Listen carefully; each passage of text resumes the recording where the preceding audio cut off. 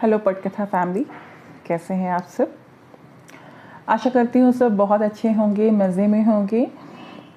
देखिए ये वीडियो मुझे बहुत पहले देना चाहिए था आपको, बट नहीं दे पाई। सबसे पहले मैं आपको इंट्रोडक्शन दे देती हूँ कि मैं स्नेहा सिंह चैनल पटकथा से बहुत बहुत वेलकम करती हूँ। चलिए जानते हैं आज की वीडियो के बारे में।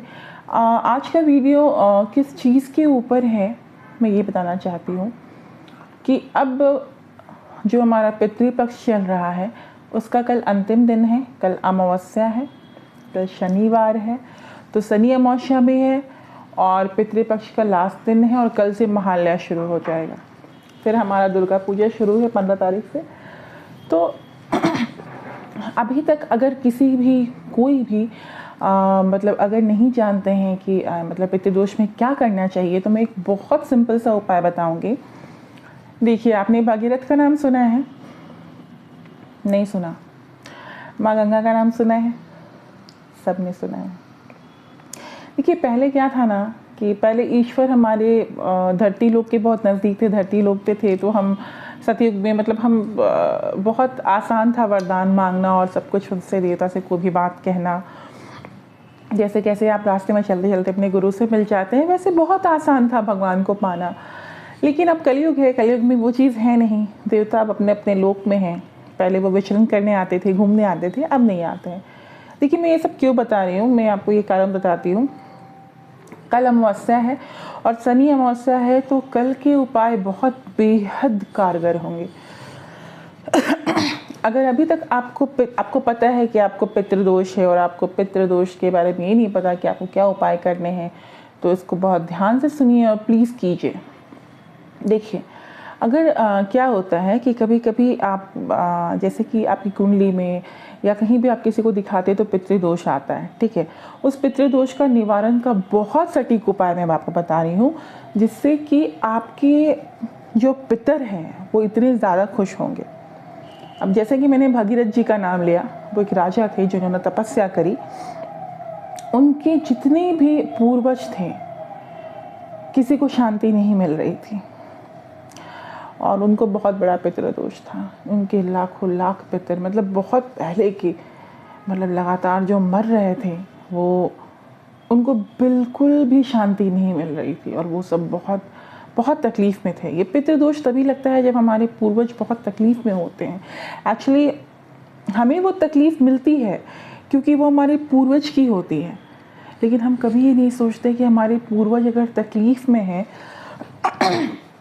अगर हम उनको, जैसे हम अपने माँ बाप को बहुत आराम देते हैं, प्यार देते हैं, तो अगर आप अपने पितरों को प्यार करेंगे तो आपको पता ही नहीं है कि एक ऐसा सुपर नेचुरल पावर है ये, जो कि आपको कहाँ से कहाँ पहुँचा सकता है। ये किस चीज़ में आपको, मतलब कौन सा चीज़ है जिसमें ये मदद नहीं कर सकता है। अब मैं बहुत छोटे तौर पे कहानी सुनाऊंगी, बाकी चीज़ें मैं आपको बहुत अच्छे से एक्सप्लेन करूंगी। जो भागीरथ थे वो बहुत तपस्या करते हैं और तपस्या करने के बाद वो आवाहन करते हैं माँ गंगा का, क्योंकि गंगा इतनी पवित्र नदी है कि गंगा जल जैसे हम छींटते हैं और शुद्ध हो जाते हैं, या फिर हम पत्ते से भी हम घर पे छींटते हैं शुद्धिकरण करने के, मतलब कोई भी पूजा या ऐसे शुद्धिकरण करने के लिए। उन्होंने बहुत कड़ी तपस्या की, वरदान मांगा और वरदान में गंगा माँ को मांगा कि वो ऐसे, जहाँ उनके बहुत सारे पितृ मरे हुए थे, कि वो वहाँ से हिमालय से होते हुए आई थी। तो जब उन्होंने मांगा तो शिव जी ने अपनी जटाओं में उनको धारण किया। उसी समय उन्होंने धारण किया, क्योंकि भागीरथ जी, क्योंकि गंगा के प्रवाह को, मतलब धरती पे बहुत वेग था उनमें, बहुत मतलब प्रचंडता थी। वो उस वेग को संभाल पाना सबके बस की बात नहीं थी और कोई भी मतलब विनाश हो जाता। तो माँ को कल्याणकारी रूप में लाने के लिए शिव भगवान ने अपने जटाओं में उनको बांध के धीरे धीरे अपने मतलब जटाओं से उन्होंने जल को छोड़ा। फिर माता गंगा हमारे मतलब भूमि पे आई और उन सबको तृप्ति मिली जो भी भगीरथ के पितर थे। अब भगीरथ के जो पितर थे वो उनको मतलब जैसे गंगा माँ आई, सबको तृप्ति मिल गई, सब शांत होकर अपने अपने लोक चले गए।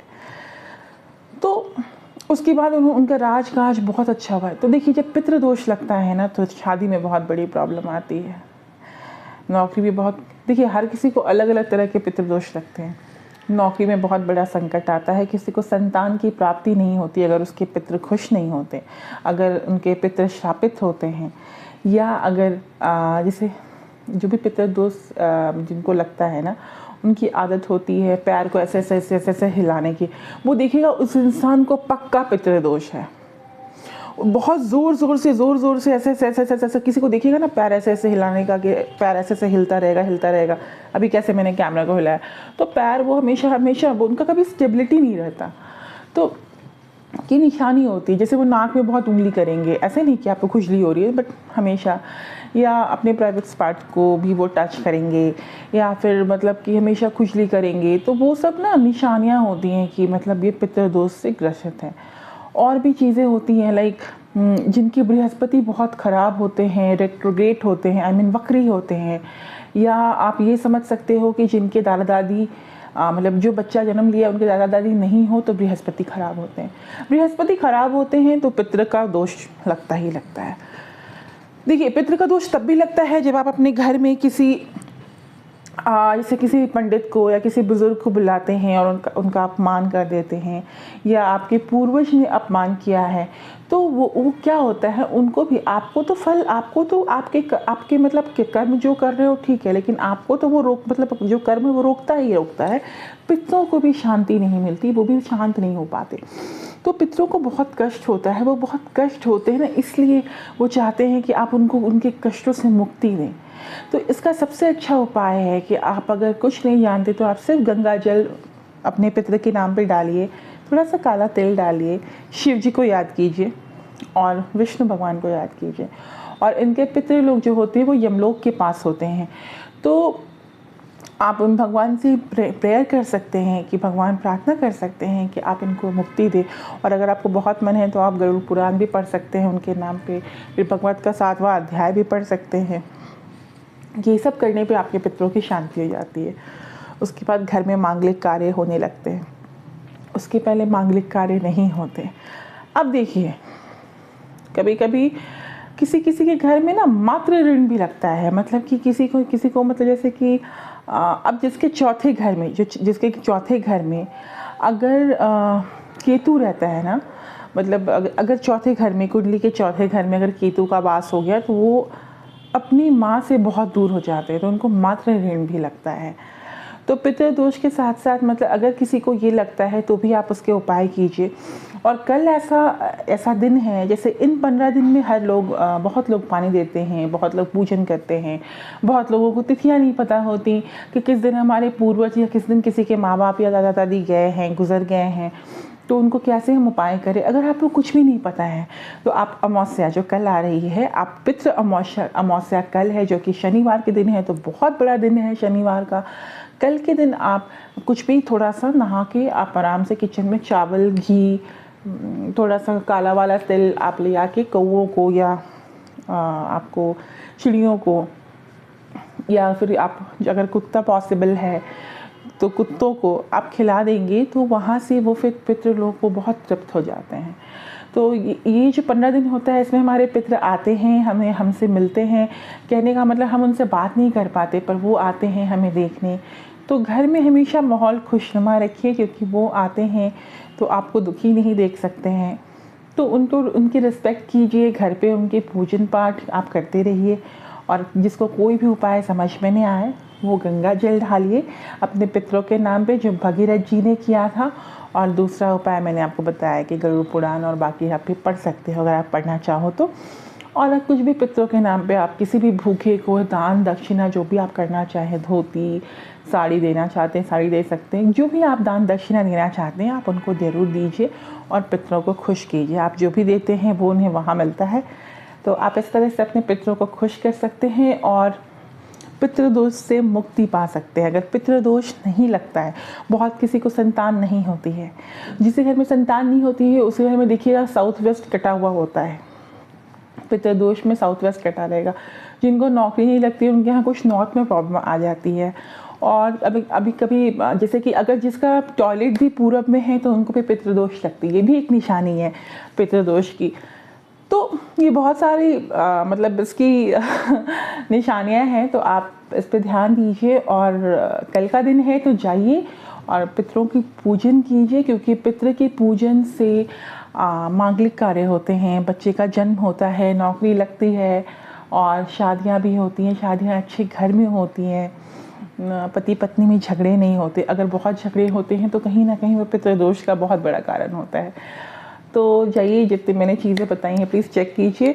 और आप कुछ भी हो, आपको पता हो ना हो, लेकिन फिर भी आप उनको गंगा जल आप ज़रूर चढ़ाइए। कल अमावस्या है, उनके नाम का दिया जलाइए। जैसे भगवान सूक्ष्म रूप में है वैसे वो भी सूक्ष्म रूप में है। अगर वो प्रसन्न हो गए और अगर आपने उन्हें खुश कर लिया तो फिर वो आपको माला माल कर देते हैं।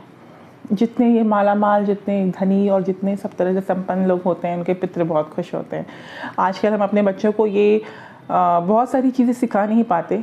हम मॉडर्निटी में इतने मतलब व्यस्त हो गए हैं और भूल जाते हैं, पर कुछ चीज़ें हमें ज़रूर फॉलो करनी चाहिए जिसका कि बहुत अच्छा प्रभाव पड़ता है।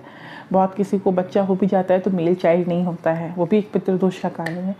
तो कुछ चीज़ें फॉलो करनी चाहिए। मैं यही बोलूँगी, आज की डेट में मॉडर्न होने के बाद भी, मैं खुद बहुत मॉडर्न हूँ लेकिन फिर भी बहुत सारी चीज़ों को मानती हूँ, ईश्वर को बहुत मानती हूँ, अपने धर्म को बहुत मानती हूँ। तो जाइए और अपने धर्म के जितने भी हमारे थोड़े बहुत जो बहुत ज़रूरी काम है, हमें ये नहीं बोलती कि आप हर चीज़ मानो, बट कहते हैं ना, समय के साथ परिवर्तन ही सृष्टि का नियम है। लेकिन परिवर्तन के साथ साथ कुछ चीज़ें स्टेबल होती हैं जो आपको करनी होती हैं।